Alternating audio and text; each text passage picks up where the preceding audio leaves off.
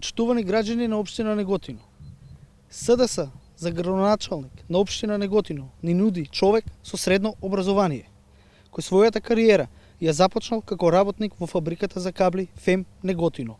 И тоа баш во времето на матната транзиција, благодарение на неговите одлични релации со тогашниот директор, за кој работел како личен информатор, за кратко време бил унапреден во комерција со несоодветно образование. Во текот на неговото работење во фабриката за кабли, и тоа во одделот комерција, се шпекулира дека кандидатот на СДС од Неготино, Тони Делков, за кратко време го назначуваат за главен во соработката со Косово. Во исто време, кога започнал и процесот на пропаѓање на фабриката за кабли.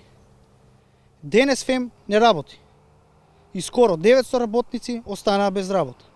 Во оваа фабрика работеа луѓе на кои живеачката им беше загрозена благодарение на СДС и на сивата приватизација на фабриката. Затоа пак кандидатот за градоначалник од СДС, Тони Делков, денес со гордост зборува за неговите две фирми.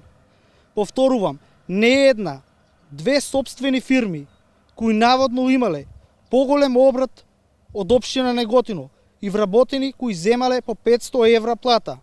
Нека излезе и пред сите, нека каже колку вработени има во неговите две фирми.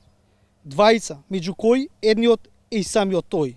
Зборуваме за две фирми со двајца вработени, а со обрати поголеми од буџетот на општина Неготино. Очигледно нешто не е во ред.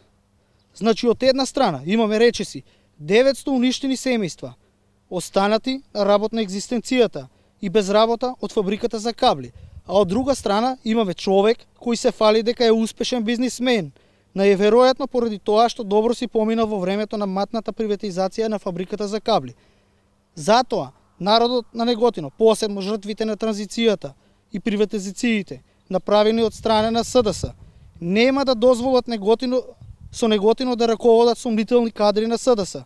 На 15 октомври неготинчани ќе кажат категорично не на неодговорноста на СДС и на нивниот кандидат со средно образование Тони Делков, бидејќи не им требаат кадри со матно минуто.